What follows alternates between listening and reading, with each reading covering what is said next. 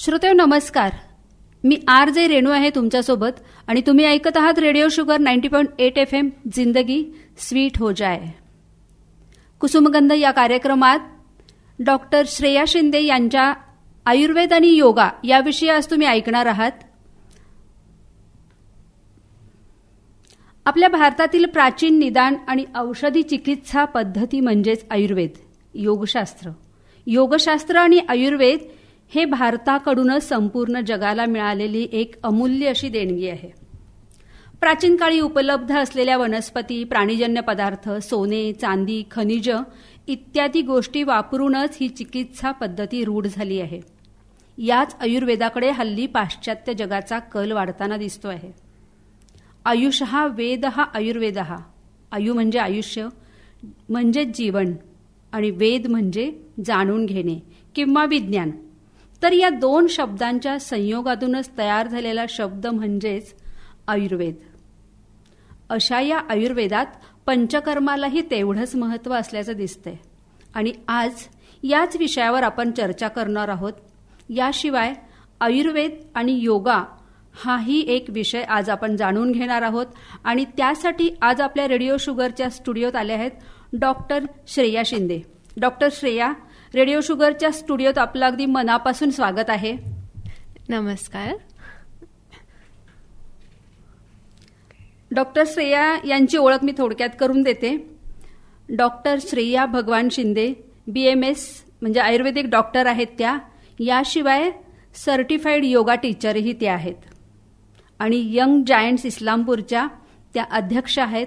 आणि मनसंवादिनी म्हणून आमचा एक इस्लामपूरमध्ये ग्रुप आहे, त्यातल्या आम्ही दोघी मनसंवादिनी पण आहोत. आम्ही दोघी एकमेकींच्या खूप छान मैत्रिणी आहोत. तर ऐका या दोन मैत्रिणींच्या गप्पा आयुर्वेद आणि योगा या विषयावर. श्रेया, आपण सुरुवात असं करूया, तुझं BMSचं शिक्षण कुठं झालं? नमस्कार. माझं BMSचं शिक्षण इथेच आपल्या सांगली जिल्ह्यामध्ये जे आष्टा शहर आहे, अण्णासाहेब डांगे कॉलेज, इथे मी BMS कंप्लीट केलेलं आहे माझं. अच्छा. आता पण BMSचं प्रॅक्टिस करत असताना तुला योगाची आवड लागली का आधीपासूनच होती? नाही, मी योगामध्ये 4 वर्ष झालं योगामध्ये आहे. शिकतच मी त्याचाही केलाय कोर्स. हळूहळू जशी स्टेप वाढत जाईल तसं योगाची आवड निर्माण झालेली आहे आणि त्यामध्ये आता पुढे PhD सुद्धा करत आहे मी. अरे वा, अभिनंदन. थँक्यू. पण मग हे आयुर्वेदिकचं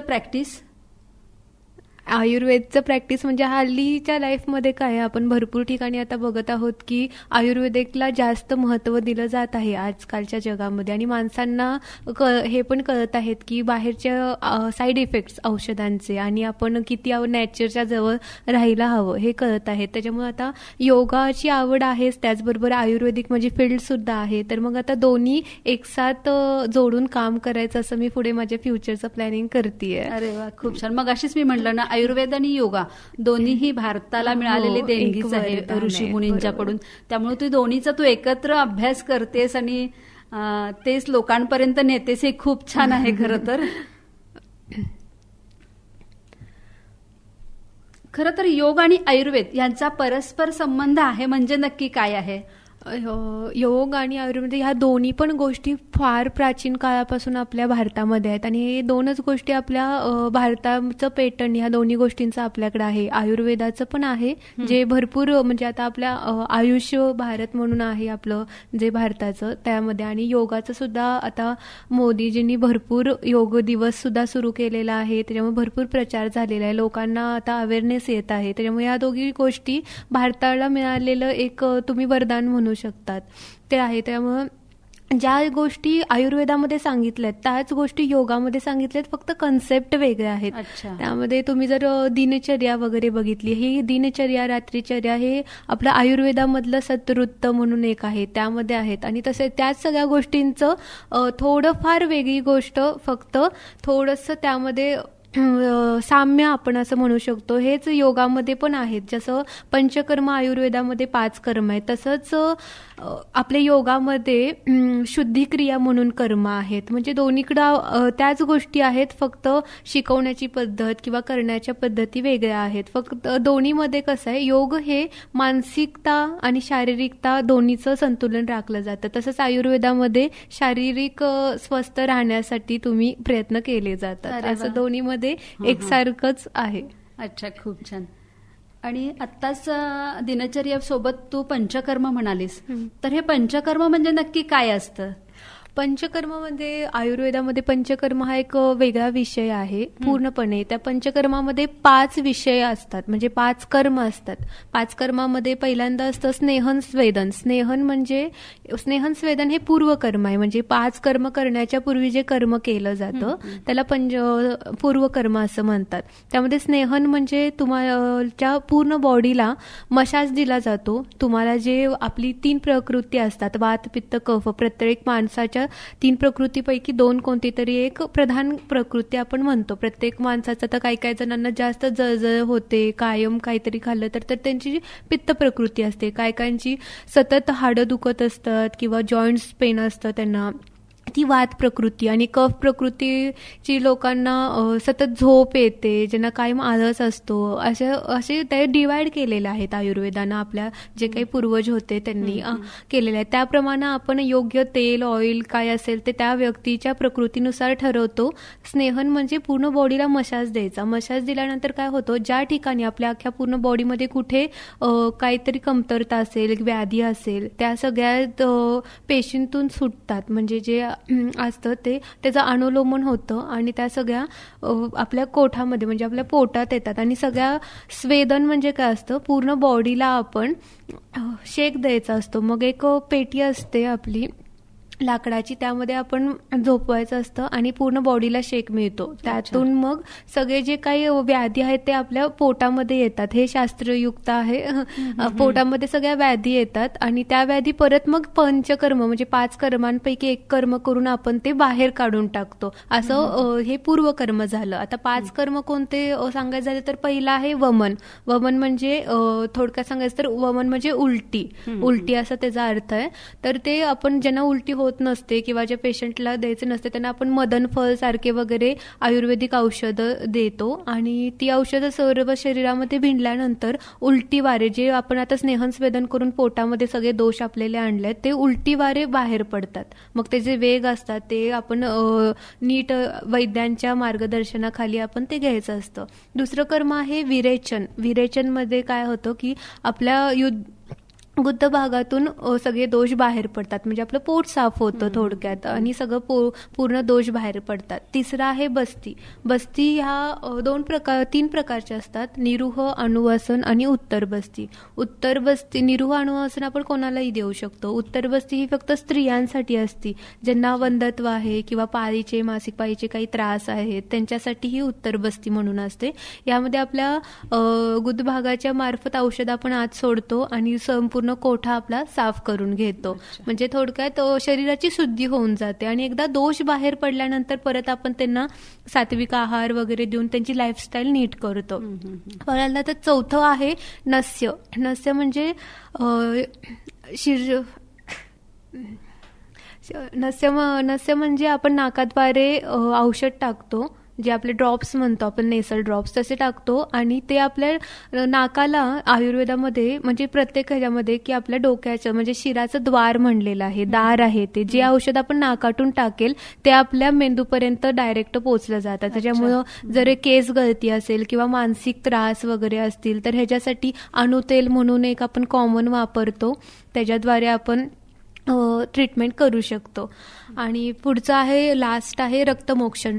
रक्तमोक्षण म्हणजे जळू असतो. जळू नावाचं एक प्राणी आहे छोटासा, तो तुम्हाला माहित असेल, तो आपल्या अंगाला चिटकतो आणि सर्व अशुद्ध रक्त आहे ते आपल्या अंगातून शोषून घेतो. मग जे अशुद्ध रक्त आहे, जिथे आता तुम्हाला पिंपल्स होत असतील तर आपण त्या ठिकाणी ते लावायचे. कुठं व्याधी असेल, एखादी शीर तुमची लचकली असेल, अडकली असेल तर त्या ठिकाणी ते लावून अशुद्ध रक्त आहे फक्त तेच ते शोषून घेतं आणि अशुद्ध रक्त शोषून झाल्यानंतर ते स्वतःहून स्टॉप होतं आणि तिथून त्याचं तोंड सोडतं आणि ते अशुद्ध रक्त एकदा बॉडीतून आपल्या निघून गेल्यानंतर परत जे शुद्ध रक्ताचा प्रवाह आहे तो नीट आपल्या शरीरात चालू होतो. म्हणजे हे 5 कर्म आहेत, याद्वारे आपण आपल्या शरीराची शुद्धी करू शकतो आणि हे असं आयुर्वेदाचं एक चांगलं असं म्हणता येईल पंचकर्म आहे. एक महत्वाचं अंग आहे म्हणजे पंचकर्म म्हणजे. बरोबर. श्रोते, घेऊया तिथेच एक छोटीशी विश्रांती, पण तुम्ही कुठेही जाऊ नका, ऐकत राहा रेडिओ शुगर 90.8 FM. जिंदगी स्वीट हो जाए. या छोट्याशा विश्रांतीनंतर डॉक्टर श्रेया तुमचं रेडिओ शुगरच्या स्टुडिओत मी पुन्हा एकदा स्वागत करते. आत्ता आपण आयुर्वेदातलं पंचकर्म इथंपर्यंत आलो होतो मला वाटतंय.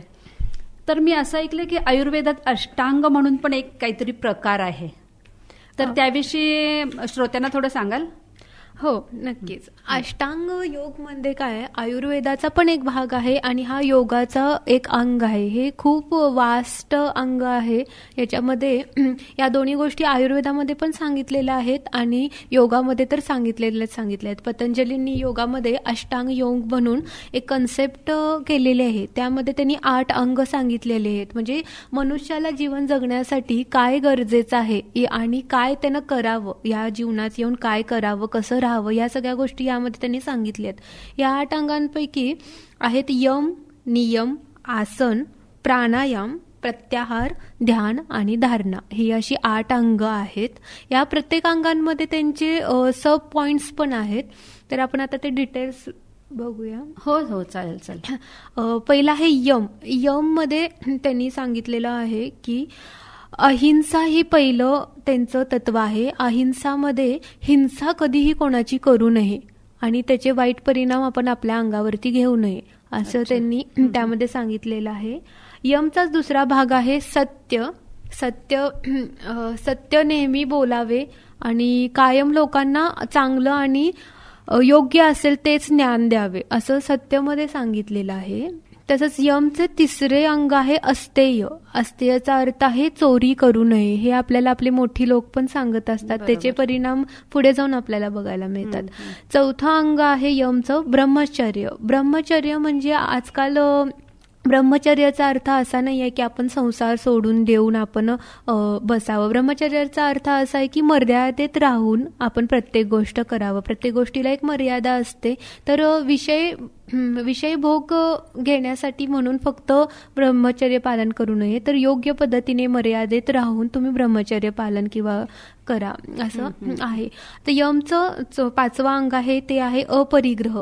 परिग्रह म्हणजे आपण साठा करणे आणि अपरिग्रह म्हणजे वस्तूंचा संग्रह न करणे. याचा थोडक्यात अर्थ आहे की मोहचा त्याग करणे, प्रत्येक गोष्टीचा मोह पाळू नये, असा याचा अर्थ आहे. आता या अष्टांग योगाची दुसरं जे अंग आहे ते आहे नियम. तर या नियममध्ये आपल्या पतंजलींनी सांगितलेलं आहे की माणसाने रोजचे जीवन जगताना कोणते नियम पाळावेत आणि त्याचाच खरंच आपल्या शरीरावरती कोणता परिणाम होतो. तर नियममधलं पहिलं आहे शौच. तर शौचमध्ये मग तुमची शारीरिक असेल किंवा मानसिक असेल, दोन्ही पण तुम्ही स्वच्छता राखू शकता. शारीरिक स्वच्छता तुम्ही आंघोळ नीट करून वगैरे, स्नान घेऊन किंवा ज्या काही गोष्टी असतील, वेळेवरती नखं कापणे, वेळेवरती केस कापणे, ह्या सगळ्या गोष्टी तुम्ही रोजच्या जीवनात करतात त्या. आणि मानसिक शुद्धता म्हणजे हल्ली आता तुम्ही बघतच आहात की वृत्ती किती माणसाची क्रूर होत चाललेली आहे. तर ती सगळी वृत्ती आपण बदलायला हवी आणि तसेच मानसिक शौच म्हणजे जे आहे ते पाळायला हवं. तर नियमचा दुसरा अंग आहे संतोष. संतोष म्हणजे मानसिक समाधानी माणसानं कायम असावं. सारखं जर आपल्या डोक्यामध्ये सतत विचार चालू झाले, हल्ली आता कामाचा लोड वगैरे भरपूर असतो लोकांना, तर त्याचा परिणाम आपल्या शरीरावरती, आपल्या लाईफस्टाईलवरती किंवा आपल्या नात्यांवरती सुद्धा आपल्याला दिसून येतो. तर त्याच्यासाठी संतोष असणं महत्त्वाचं आहे. तर तसंच नियमचा तिसरा अंग आहे तप. तपमध्ये काय येतं, तर चांगल्या उद्देशानं केलेले कार्य. म्हणजे जर तुम्ही आता उपवास करत असाल तर ते कुठल्या तरी चांगल्या कामासाठी तुम्ही तुमच्या शरीराला त्रास देत आहात, तर असं चांगल्या कामासाठी काहीतरी गमावणं, ह्याला तप असे म्हणतात. आपलं आता नियमचं चौथं अंग आहे स्वाध्याय. स्वाध्याय म्हणजे सतत एखाद्या गोष्टीचा अभ्यास करणे, म्हणजे सतत एखादी गोष्ट ती करत राहणे जेणेकरून आपल्या शरीराला त्याचा सवय होईल. एक्झाम्पल म्हटलं तर काही काहींना लवकर उठायची सवय नसते, पण 2-3 दिवस तुम्ही लवकर उठलात, म्हणजे ते सतत गोष्ट केलात तर ते पुढे जाऊन परत ती सवय तुम्हाला लागते. म्हणजे चांगल्या गोष्टींसाठी तुम्ही ट्राय करत गेलात तर त्याला स्वाध्याय असे म्हणतात. आणि यमचं 5वं अंग आहे ईश्वर प्राणिधान. म्हणजे ईश्वर ही एक शक्ती आहे, जी एक ऊर्जा आहे, तिचा स्वीकार करणे. म्हणजे आपल्यावरती पण एक काहीतरी मोठी शक्ती आहे आणि ती आपलं संरक्षण करत आहे, ह्याच्यावरती विश्वास ठेवणे म्हणजे ईश्वर प्राणिधान. या 2 अष्टांगातली 2 अंग झालेली आहेत. आता 3रं अंग आहे आसन. आसन म्हणजे योगा, ही गोष्ट योगाकडे जाते. आसन म्हणजे तुम्ही जी योगासनं करतात ती आहेत. मग त्यामध्ये तुमचं असेल तर शयनस्थितीमधलं सर्वांगासन असेल, मत्स्यासन असेल, विपरीत शयनस्थितीमध्ये भुजंगासन असेल, धनुरासन असेल, बैठक स्थितीमध्ये तो स्वस्तिकासन, पर्वतासन, ह्या गोष्टी आहेत. तर दंड स्थिती म्हणजे उभारून करण्याच्या आसनामध्ये वीरासन, वृक्षासन ही अशी अंग आहेत. मग या आसनांमध्ये आपल्याला जे सोयीस्कर असेल ते आसन आपण करू शकतो. आता तसंच अष्टांगमधलं जे 4थं अंग आहे ते आहे प्राणायाम. प्राणायाम ही अष्टांगाची 4थी पायरी मानलं जातं आणि योग्य खाली करणे गरजेचं आहे, कारण की आपण डायरेक्ट प्राणाशी खेळत असतो. प्राणायाम ही खूप मोठी गोष्ट आहे. मोठमोठे साधू संत ही गोष्ट करतात आणि त्यामध्ये बंद वगैरे बांधायचे असतात. ही खूप मोठी गोष्ट आहे प्राणायाम. आपण प्राणाशी खेळ करतो, त्याच्यामुळे ही गोष्ट योग्य मार्गदर्शनाखाली जे तज्ज्ञ आहेत त्यांच्याखालीच ही गोष्ट करावी. प्राणायामाशी सगळ्या गोष्टी असतात. यामध्ये पूरक, रेचक ह्या 2 ज्या मुख्य स्थिती असतात. त्यामध्ये पूरक म्हणजे आपला श्वास आत घेणे आणि रेचक म्हणजे श्वास सोडून देणे. ह्या 2 मुख्य त्यामध्ये गोष्टी आहेत. प्राणायामनं आपलं मानसिक स्थिती तर चांगली होतेच, तशीच आपली शारीरिक स्थिती सुद्धा यामध्ये चांगली केली जाते. आता आपलं अष्टांगचं 5वं अंग आहे प्रत्याहार. प्रत्याहार म्हणजे स्वतःच जाणून घेणे. म्हणजे सकारात्मकता आपल्या शरीरामध्ये भरपूर प्रमाणामध्ये आपण घेण्याचा प्रयत्न करणे, हे प्रत्याहारमध्ये पतंजलींनी सांगितले आहे. त्याच्या पुढचं अंग आहे ध्यान. ध्यानमध्ये काय असतं, मन चंचल नाही करायचं. मन चंचल अवस्था, आपलं मन सगळीकडे भटकत असतं. एका मिनिटात इथे तर दुसऱ्या मिनिटात दुसऱ्या बाजूला असतं. त्यामुळे प्रत्येक गोष्टीवरती, एकाच गोष्टीवरती लक्ष केंद्रित करण्यासाठी आपण ध्यान करतो आणि त्या ध्यानामुळेच पुढची जी स्टेप आलेली अंग आहे ती ध्यान. तर ध्यानामध्ये काय असतं, मन एका गोष्टीवरती ध्यानमध्ये आपण मन चंचल असतं त्याला आपल्या ताब्यात आणतो आणि धारणामध्ये आपल्याला जे कार्य करायचं आहे त्याच्यावरती मन एकाग्र करण्याची शक्ती आपल्याला धारण केल्यानंतर मिळते. त्यामुळे ह्या जर गोष्टी आपण आपल्या रोजच्या आयुष्यात जर केल्या तर आपण आपलं एखादं गोल असेल तर अचीव करायला आपल्याला कोणीही थांबवू शकत नाही, जर ह्या सगळ्या गोष्टी आपल्या आयुष्यात असतील तर. पुढची जी आहे अष्टांगमधली 8वं अंग आहे ती समाधी. जे भौतिक गोष्टींचा त्याग करणे असा त्याचा अर्थ आहे. पण आजकाल आपण असा विचार नाही करू शकत, समाधी वगैरे ह्या स्टेपपर्यंत आपण नाही जाऊ शकत. थोडक्यात जितके आपल्याला शक्य आहे तितके ह्या सगळ्या गोष्टींचं पालन करून आपण आपलं आयुष्य सुरळीत चालवू शकतो. अरे वा, खूप छान सांगितलं. मैत्रिणींनो, इथेच घेऊयात पुन्हा एक छोटीशी विश्रांती. डॉक्टर श्रेया तुमचं पुन्हा एकदा रेडिओ शुगरमध्ये स्वागत करते. मला वाटतं आतापर्यंत आपण अष्टांगपर्यंत आलो आहोत. तर डॉक्टर श्रेया, मला असं सांगा आता की योगाचे हे वेगवेगळे वर्ग असतात. मला त्यांची नावं फारशी माहीत नाहीयेत. तर हे वर्गात वरती जायचं म्हणजे एक वर्ग वरती चढत जायचं म्हणजे नक्की काय करत जायचं आणि त्या प्रत्येक वर्गात काय शिकवलं जातं? ॲक्च्युली म्हणजे प्रत्येक जणांचं शिकवणं वेगळं असतं. मी जिथे शिकली आहे तिथे आदरणीय विश्वास मंडलिक गुरुजी आहेत, ज्यांचं नाशिकला खूप मोठं असं त्यांचं अस्तित्व आहे. त्यांनी तयार केलेली जी अकॅडमी आहे तेथून माझं झालेलं आहे. कोविडमध्ये मला लागली योगाची आवड. तिथून मग मी हळूहळू त्यांचे जे म्हणजे त्यांनी तयार केलेले स्वतःचा एक सिलेबस आहे. आता आपण म्हटलं तर पतंजली योगा वेगळा आहे, आर्यांग योगा वेगळा आहे, सुदर्शन क्रिया हा श्री रविशंकर यांचा वेगळा आहे. तसंच हे एक मंडलिक गुरुजींचं योगाचं एक वेगळा सिलेबस आहे. त्यातून माझं झालं आहे. तर त्यामध्ये काय असतं, पहिला वर्ग असतो योग प्रवेशचा. योग प्रवेशमध्ये तुम्हाला बेसिक योगा म्हणजे काय, योगामध्ये तुम्ही आल्यानंतर सुरुवात कुठून कराल, ज्याच्यामध्ये पूरक हालचाली म्हणजे आपण म्हणणं आपण म्हणतो ना की छोटे व्यायाम प्रकार पहिल्यांदा शिकायचे, म्हणजे एकदा आपल्या बॉडीला तयार झालं की पुढचे आपल्याला मोठे मोठे आसनं शिकता येतील. त्याच्यामुळं हे असतं. तर योग प्रवेशमध्ये तुम्ही प्रवेश केलाय योगामध्ये, मग त्याच्यासाठी नियम सांगितले जातात. तुमचे कपडे सैल असावे जेणेकरून तुम्हाला नीट करता येईल, तुमचं आसन स्वच्छ असावं, ह्या सगळ्या गोष्टी त्यामध्ये आहेत.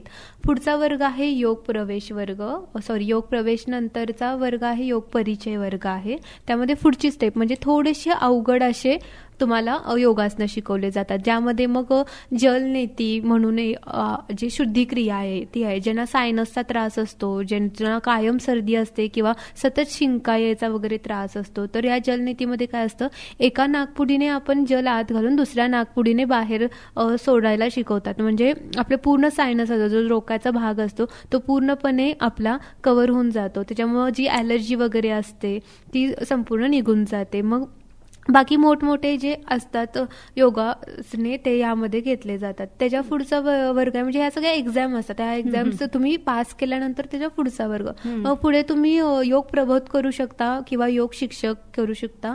तर मी योग शिक्षक आधी केलं, त्यामध्ये मग तुम्ही कसं शिकवणार लोकांना पुढं, मग त्यांना कसं समजून सांगणार, तुम्ही त्यांचं कसं घेणार, ज्यांना येत नाही त्यांना कुठेपर्यंत तुम्ही थांबवणार, त्यांची तयारी कशी करणार, ह्या सगळ्या गोष्टी डिटेलमध्ये 3 महिन्यांचा कोर्स आहे, शिकवला जातो.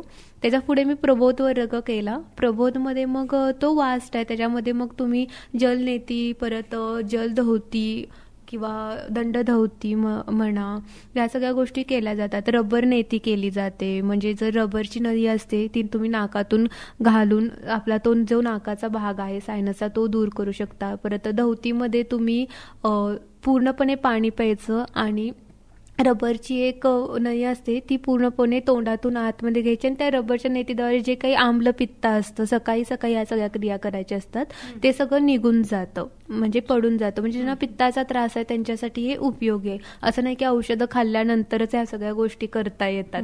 ह्या सगळ्या क्रिया आहेत त्या यामध्ये शिकवल्या जातात. त्याच्या पुढे मग प्रबोध नंतर आता मग मी पुढचं करत आहे योग PhD मध्ये मी प्रवेश केलेला आहे. अजून कम्प्लीट नाही झालेलं, पण मी करतीये आता ते हळूहळू. म्हणजे आयुर्वेद आतलं प्रॅक्टिस आणि शिवाय योगा दोन्ही तुझ्या आवडीचे विषय दिसतात, त्यामुळे दोन्हीतही तू इंटरेस्ट घेऊन करतेस असं वाटतंय. हो. मला एक सांग, हा सर्वांसाठी नक्की योगा कुठला चांगला? सर्वांसाठी योग म्हटलं तर ॲक्च्युली योग हे 10 वर्षाच्या पुढच्या बालकांनीच करायला हवं. ह्याच्या पाठीमागचं कारण की 10 वर्षापर्यंत लहान मुलांची अजून हाडांची वाढ म्हणा किंवा मानसिकता त्यांना अजून इतकी नसते की ते मन लावून एखादी गोष्ट करतील. त्याच्यामुळं त्याच्यावर विपरीत परिणाम होण्याआधीच आपण 10 वर्षाच्या पुढे करायचं. सूर्यनमस्कार ही सगळ्यात मोठी आणि चांगली अशी योगाची सुरुवात म्हणाल तर आहे. त्यामध्ये तुम्ही मग औंधकर पद्धतीचे जे 10 सूर्यनमस्कार आहेत ते, किंवा तुम्ही 12 सूर्यनमस्कार आहेत ते तुम्ही करू शकता.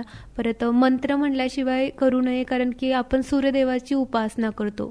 मग त्यामध्ये ओम ह्राम ह्रीम ह्रूम रहीम रोम रहा, मित्र रवी सूर्यभानू खगभूषण हिरण्यगर्भ मरीची आदित्य सवित्रोर्क भास्करेभ्यो नमो नमः असा हा मंत्र आहे सूर्यदेवाचा.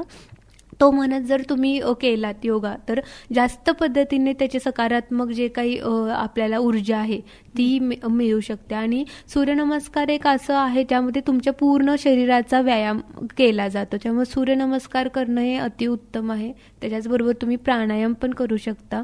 प्राणायामनं मन प्रसन्न राहतं. तरी अंदाजे एका वेळेला किती सूर्यनमस्कार घालायचा असं काही नियम असतो का? नियम असं नाही, जशी जशी तुमची बॉडी तयार होईल तसं तुम्ही आज 1 घाला पण उद्या 2 घाला, म्हणजे 1 वाढवा, असं त्याच स्टेपला राहू नका. असे भरपूर जण आहेत जे जवळजवळ 108 सूर्यनमस्कार रोज घालतात एका वेळेला. हो, एका वेळेला, जे खूपच पुढची गोष्ट आहे. पण तुम्ही सुरुवात करा, ह्याला अर्थ आहे. आज 1 घातला उद्या 2 घाला. बरं, रोजच्या लाईफमध्ये सांगितलं तर तुम्ही 10 ते 12 रोज घालू शकता. व्यायाम थांबवायचा असतो त्यावेळेला ज्या वेळेला घाम आपल्या शिरापर्यंत म्हणजे आपल्या डोक्यापर्यंत येईल, असं आपल्या आचार्यांनी सांगितलेलं आहे की ज्या वेळेला डोक्यातून घाम आपल्या डोळ्याच्या लेवलपर्यंत येईल तेव्हा समजायचं की आपलं शरीर थकलं आहे आणि आपण आता बास करायला हवं. वा, खूप छान सांगितलं. सूर्यनमस्काराविषयी पण सांगितलं. प्रत्येक सूर्यनमस्काराला तो मंत्र म्हणायचा का एकदा म्हणून सूर्यनमस्कार करायला सुरुवात करायची? नाही, एकदा म्हणल्यावर एक सूर्यनमस्कार झालं की एक मंत्र म्हणायचं, असं करायचं का? अच्छा अच्छा. मग सूर्यनमस्कारानंतर मला थोडक्यात जरा दिनचर्येविषयी सांगाल का? हो, नक्कीच. दिनचर्या खरं तर हा विषय आपला आयुर्वेदिकचा विषय आहे. अच्छा. आयुर्वेदामध्ये जे म्हणजे आपण फाउंडर म्हणतो, जो आचार्य सुश्रुत आणि आचार्य चरक हे आपल्या आयुर्वेदाचे फाउंडर मानले जातात. त्यांच्या संहिता सुद्धा आहेत. सुश्रुत संहिता आणि चरक संहिता अशा 2 संहिता आहेत, ज्यामध्ये संपूर्ण आयुर्वेदाचं ज्ञान आहे. मग त्यामध्ये तुम्ही आयुर्वेदाची औषधं म्हणा किंवा तुमच्या ऑपरेशन म्हणतो आपण आजच्या कालचे, ते सगळ्या विधी वगैरे त्या सगळ्या यामध्ये आहेत. तर दिनचर्या हा खूप मोठा विषय आहे. तर दिनचर्या म्हणजे काय आहे की आपण आपल्या दिवसाची सुरुवात कशी करायची ह्याचा आदर्श असं एक आपल्याला त्यांनी मांडून दिलेलं आहे. तर पहिली गोष्ट आहे ब्रह्ममुहूर्तावरती उठणं. हल्ली ते काही होत नाही, पण ब्रह्ममुहूर्त हा सूर्योदयाआधी 1.5 तासाचा जो मुहूर्त असतो, म्हणजे 1.5 तास असतो, त्याला ब्रह्ममुहूर्त असे म्हणतात. या काळामध्ये का उठायचं, तर या काळामध्ये दिवसभर जी गाड्यांचा धूर वगैरे, जे कार्बन डायऑक्साईड असतं, ते सगळं संपूर्ण आपल्या सगळ्या परिसरामध्ये असतं आणि सकाळपर्यंत ते सगळं जमिनीला मिळाल्याचं खाली असतं आणि ऑक्सिजनची लेवल ह्या काळामध्ये, ज्या सकाळचा जो काळ असतो त्याच्यात भरपूर मात्रामध्ये असते. त्याच्यामुळे तुम्ही प्राणायाम करण्यासाठी किंवा आपण म्हणतो की अफर्मेशन्स वगैरे करण्यासाठी सकारात्मक ऊर्जा या काळामध्ये भरपूर प्रमाणात असते. त्यामुळे व्यायाम करणे किंवा अभ्यास करणे लहान मुलांसाठी हा जो काळ आहे, जो 3:30 ते 5:30 असा मांडला आहे सकाळी. पण हा हल्लीच्या काळी हे काही जमलं नाही, तरी सूर्योदयाच्या आधी म्हणजे सूर्य उगवण्याच्या आधी 1 तास आपण उठणं गरजेचं आहे. या काळामध्ये ऊर्जा, सकारात्मक ऊर्जा भरपूर असते. या काळात जे तुम्ही कार्य कराल ते कम्प्लीट होतच असं आहे. त्यापासून पुढची गोष्ट आहे की ईश ध्यान म्हणून असतं. म्हणजे तुम्ही उठल्या एखादं, पूर्वी लोक काय करायचे, कराग्रे वसते लक्ष्मी हा जो श्लोक आहे ते म्हणून आपली सुरुवात करायची. तर आत्ताच्याच काळाला म्हणजे टीन एज वगैरे आहेत त्यांच्यासाठी आता असतं ना अफर्मेशन ठरवायचं. म्हणजे एखादी गोष्ट मी आज ह्या राहू दे तुम्ही पुढचे कितीतरी दिवस, पण एका दिवसामध्ये आज मी ही गोष्ट करणार आहे, आज मी ही एखादी चांगली गोष्ट करणार आहे किंवा मी आज माझं हे काम करणार, असं ठरवून आपल्या दिवसाची सुरुवात ज्यावेळेला तुम्ही कराल त्यावेळेला ती सकाळी सकाळी बोललेली गोष्ट खरी होतात असं म्हणतात. तर हे गोष्ट त्यामध्ये होऊन जाते. तिसरी गोष्ट आहे की उषपान म्हणजे काय, कोमट पाणी पिणे. तर कोमट पाणी का प्यायचं, तर आपल्या पूर्ण तोंडामध्ये आपण रात्री झोपलेला असतो, सलायवा असते आणि ती चांगले बॅक्टेरियाज असतात. ज्यावेळेला आपण उषपान करतो म्हणजे गरम पाणी पितो, मग त्यामध्ये तुम्ही लिंबू टाकून प्या, मध टाकून प्या, व्हॉट एव्हर तुम्हाला जे काही आवडेल, तुमची जी कशी इच्छा असेल काढून मग प्या. तसंच पाणी पिल्यानंतर आपले जे काही गुड बॅक्टेरिया पोटात जातात आणि आपलं पचनशक्ती जी झालेली असते, आपले जे फेसेस असतात ते पोट साफ करण्यासाठी किंवा आतड्याला जे काही घाण चिकटलेली आहे आपल्या, ती सगळी शौचाद्वारे बाहेर काढण्यासाठी मदत करते. त्यामुळे 1 ग्लास तुम्ही कोमट पाणी पिणं अनिवार्यच आहे. त्याच्यानंतर पुढची गोष्ट आपल्या आचार्यांनी सांगितलेली आहे की मलमूत्र विसर्जन. म्हणजे ही गोष्ट हल्ली मुलं काय करतात, मोबाईल घेऊन बसतात आणि काही गोष्टी विसरून जातात की आता आपल्याला हे करायचं, डायरेक्ट आंघोळीला गेलं झालं आणि पुढे मग ह्यांनाच अपचनचा त्रास म्हणा किंवा ढेकर येणे किंवा जळजळणे, करपट ढेकर, ह्या सगळे त्रास ह्याच्यामुळे होतात. सकाळी एकदा तुम्ही पोट स्वच्छ केलं की दिवसभर परत फ्रेशनेस राहतो आपल्या लाईफमध्ये. त्यामुळे मलमूत्र विसर्जन करणे ह्याला पण इतकंच महत्त्व दिलेलं आहे आचार्याने. पुढचं आहे दंतधवन म्हणजे काय असतं, दात साफ करणे. मग त्यामध्ये हल्ली भरपूर पेस्ट वगैरे निघल्या आहेत. त्याच्याच पूर्वी काय करायचे, कडुलिंबाची काडी म्हणा किंवा ह्या सगळ्या गोष्टींनी दात साफ करायचे, त्याच्याकडून चांगल्या गोष्टी पण पोटात जायच्या नको असणारे. मग ते दंतधवन करणं पण गरजेचं आहे. तसंच जीभ साफ करणे हा पण आयुर्वेदामध्ये एक महत्त्वाचा विषय सांगितलेला आहे. कारण की आपण खाल्लेले सगळे पदार्थ जे रसायन वगैरे हल्लीच्या सगळ्या ह्याच्यात ते 2-2, 3-3 दिवस आपल्या जिभेवरती राहिलेले असतात. त्याच्यामुळं जीभ साफ करणे हा पण एक महत्त्वाचा आहे. आणि त्याच्यासाठीच आपलं काय बघतो आपण, ब्रशच्या पाठीमागे जो रफ भाग असतो तो जीभ साफ करण्यासाठी असतो. त्याच्यामुळे ती जीभ साफ करणे हा पण एक आपल्या दिनचर्येमधला भाग त्यांनी सांगितलेला आहे. पुढची आणि महत्त्वाची अशी गोष्ट आहे गंडूश. गंडूश म्हणजे काय असतं, तोंडामध्ये आपण काढा किंवा एखादा कडुनिंबाचा काढा किंवा हळद आणि मीठ हेचं मिश्रण करून आपण तोंडामध्ये थोडं वेळ ठेवायचं असतं, 2 ते 3 मिनटं ठेवायचं, जेणेकरून जे तोंडामधली घाण असते जी आपण दातांमध्ये अडकलेली असते ती सगळी येते आपल्या तोंडामध्ये आणि ते परत आपण वॉश करून टाकायचं.